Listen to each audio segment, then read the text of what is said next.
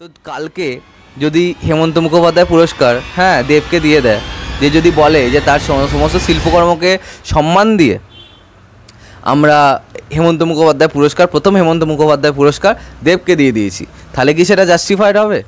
যদি যেমন একটা ব্যক্তিগত দলে না থাকলে সেখান থেকে পার্টিকুলার কোনো সম্মান পাওয়া যায় না। তো রিসেন্ট টাইমে মহানায়ক পুরস্কার যেটা বিতরণ করা হয়েছে সেটা আমাদেরকে একটা এমন ডিলিউশনের মধ্যে ফেলে দিয়েছে যেখান থেকে আমরা কিন্তু বেরোতে পারছি না। কখনো হাসি পাচ্ছে, কখনো মনে হচ্ছে এটা কী, তাই না?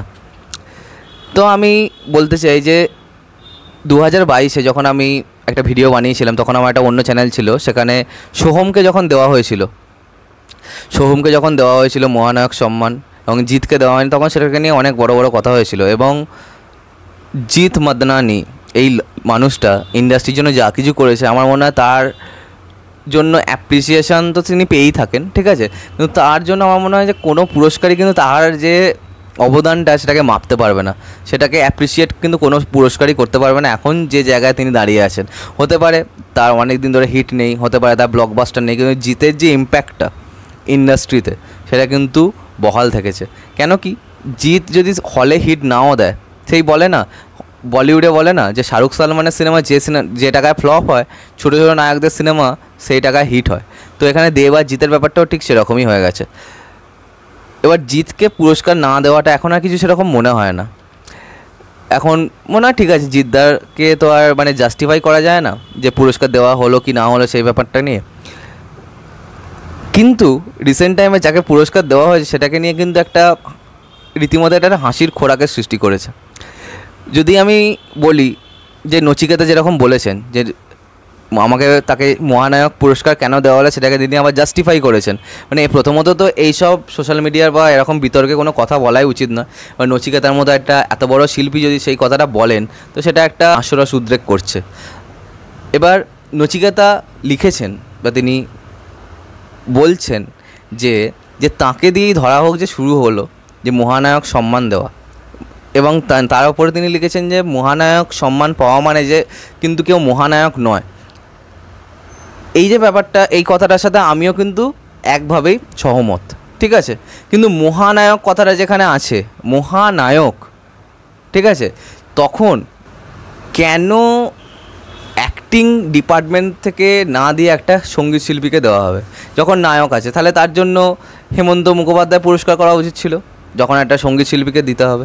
তো কালকে যদি হেমন্ত মুখোপাধ্যায় পুরস্কার দেবকে দিয়ে দেয়, যে যদি বলে যে তার সমস্ত শিল্পকর্মকে সম্মান দিয়ে আমরা হেমন্ত মুখোপাধ্যায় পুরস্কার, প্রথম হেমন্ত মুখোপাধ্যায় পুরস্কার দেবকে দিয়ে দিয়েছি, তাহলে কি সেটা জাস্টিফাইড হবে? যদি যেমন মহানায়ক সম্মান, যখন নামের সাথে মহানায়ক আছে, যখন মহানায়ক সম্মান এখানে নচিকেতাকে দেওয়া আছে, তাহলে যে কোনো একটা সঙ্গীত শিল্পী যদি হেমন্ত মুখোপাধ্যায় পুরস্কার হয়, সেটা দেবকে না দেওয়ার কী আছে? শিল্পী তো দুজনেই তো শিল্পী। নচিকেতা বলছেন যে তাকে দিয়েই শুরু হলো, কোনো অভিনেতাকে না দিয়ে একজন সঙ্গীত শিল্পীকে দেওয়া।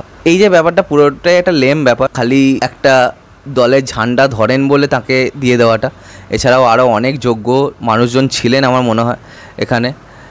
এরপরে আমার একটা জিনিস যেটা হাস্যকর মনে হচ্ছে, রুক্মিণী মৈত্রকে দেওয়া। তো আমার একটা জিনিসই জানতে চাই, রুক্মিণী মৈত্র ইন্ডাস্ট্রিতে অবদানটা কী? আমি এটা বলছি না যে রুক্মিণী মৈত্র খারাপ অভিনেত্রী বা খারাপ, তাকে আমার খুবই পছন্দ হয় এবং তাকে আমার খুবই ভালো লাগে, এবং যার বিভিন্ন কাজ আমার খুব পছন্দের, ককপিট, কবির, এইসব সিনেমাগুলোয় তার অভিনয় সত্যি করেই খুব প্রশংসনীয়। এই ইন্ডাস্ট্রিতে রুক্মিণী মৈত্র অবদানটা কী, আমি খালি এটাই জানতে চাই। তিনি আজকে প্রায় 6 বছর হলো, 7 বছর হতে চললো তিনি কাজ করছেন, সেটা মেনে নিচ্ছি, কিন্তু আদৌ কি কোনো আলাদা ইম্প্যাক্ট কি তিনি ফেলতে পেরেছেন? যে কোয়েল শুভশ্রী, যেমন যে কোয়েল শুভশ্রীর নামে কিন্তু স্যাটেলাইটরা জিনিস কেনে, সিনেমা কিনে নেয়, যে অরুন্ধতী সিনেমাটা, এটা কিন্তু কোয়েলের জন্য চলেছে এবং কোয়েলের জন্যই এখন টিভিতে লোকে দেখে থাকে। রুক্মিণী মৈত্রা কেন যে তাকে দেওয়া হলো সেটাও আমরা জানি, কিন্তু ওই আর কি, বলা তো যাবে না সে ব্যাপারটা। তো এই গোটা ব্যাপারটাই বিভিন্ন পুরোপুরি একটা সার্কাস ছাড়া কিছুই নয়। যে জিনিসটা খারাপ সেটাকে খারাপ বলতেই হবে, যে জিনিসটা ভালো সেটাকে বলতেই হবে। এটা টোটালি সার্কাস, এটা কোনো একটা আলটিমেটাম এখানে নেই। তো এবার চলো দেখা যাক আলটিমেটলি কী হয়। কোনো দিন কি এরা জিতকে ইন্ডাস্ট্রির সহায়ক হিসেবেও স্বীকৃতি দেয় কিনা সেটা দেখতে হবে। তো আজকে ভিডিওটা এখানে শেষ করলাম। কমেন্ট করে জানা যায় তোমাদের কি বক্তব্য এই ব্যাপারটাকে নিয়ে, আর সাবস্ক্রাইবটা প্লিজ করে দাও যাতে আমার সাথে তোমাদের আবার দেখা হয়। Bye bye.